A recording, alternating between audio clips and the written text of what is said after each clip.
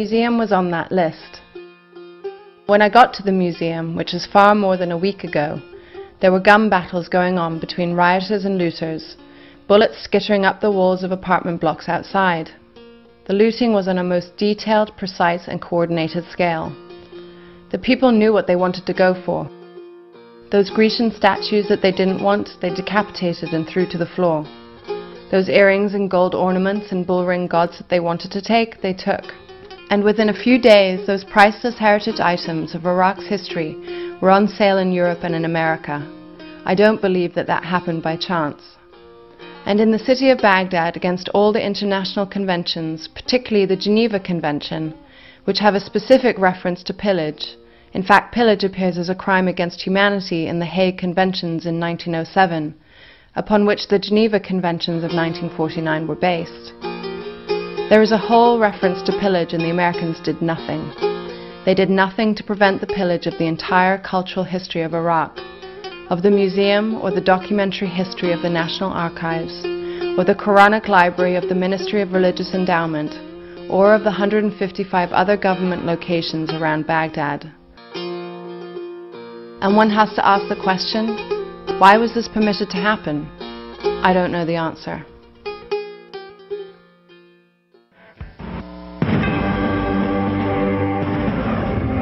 Countdown in Iraq will continue in a moment.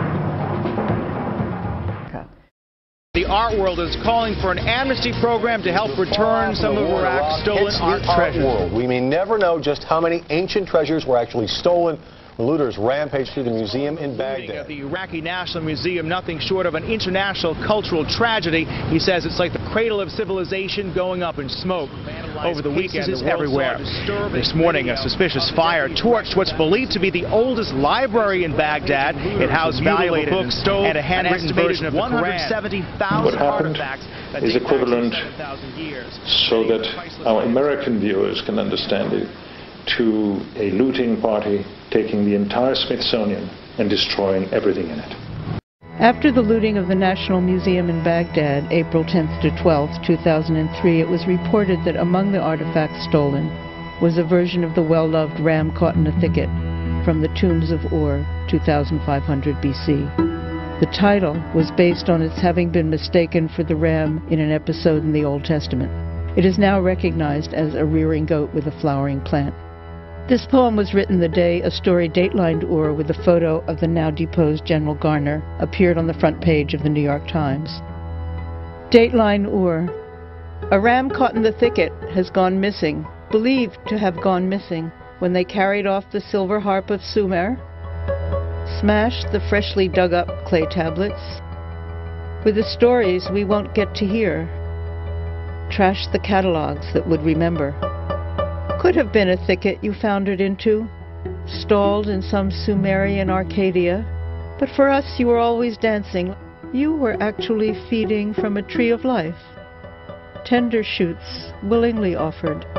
You appeared to be safe in London.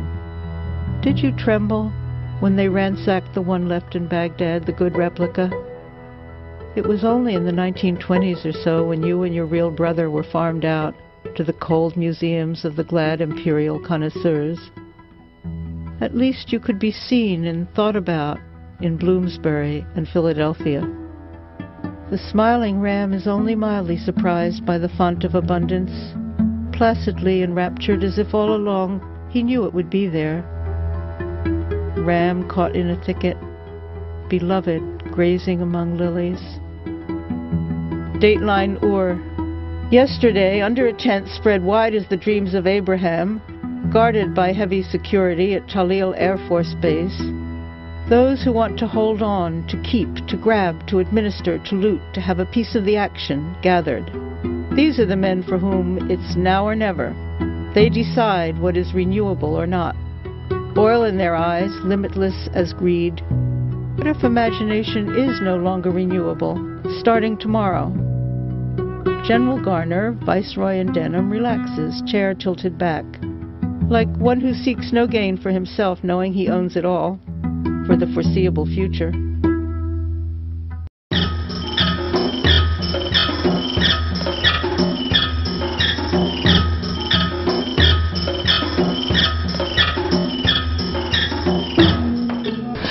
are standing here in front of Oriental Department.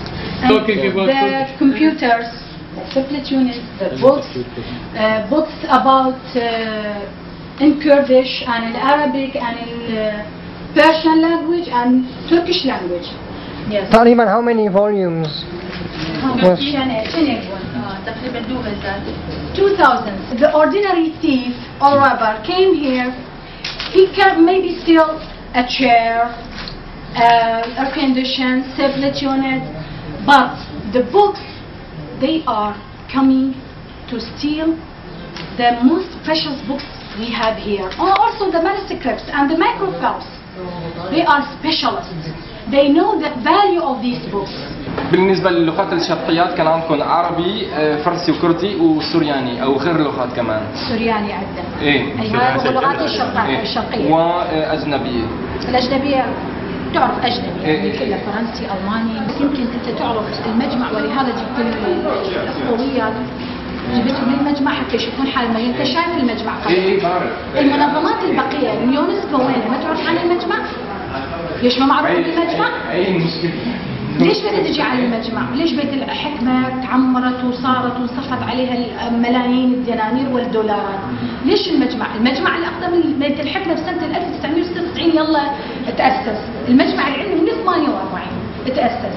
زين، ليش ماكو اهتمام بالمجمع؟ ليش المجمع مركون على الرف؟ ليش؟ شنو السبب؟ وين المنظمات؟ بس يداعون بس دار صدام وفلان احترق، كان احترق والآثار راحت الآثار هسه حتى لو راحت الجديد، وهاي مؤسسة علمية، أول مؤسسة علمية أنت تعرف؟ إيه نعرف يعني نعرف.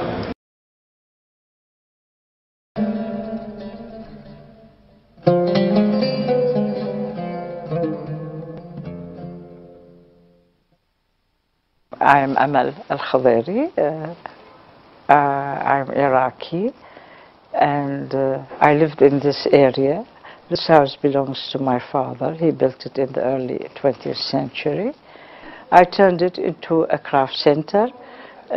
Actually, it is the first craft center in Baghdad. We didn't have any center for the craftsmen. We tried to keep as much as we could the essence of the building, and as you see, it's almost, you know, it has this essence of the past in it. So many people who joined us here suffered from war. They needed some help, and it was a great help for them, not only spiritually but financially as well.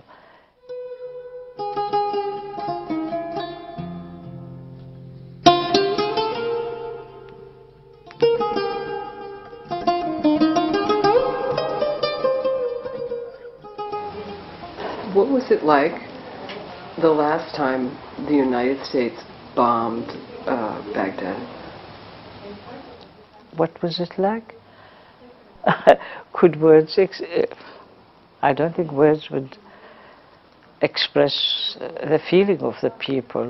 It was like hell opening its gates on us. It was day and night, everywhere. It wasn't a clever bombing, as they said. It hurt every single Iraqi, and the result of it is even worse.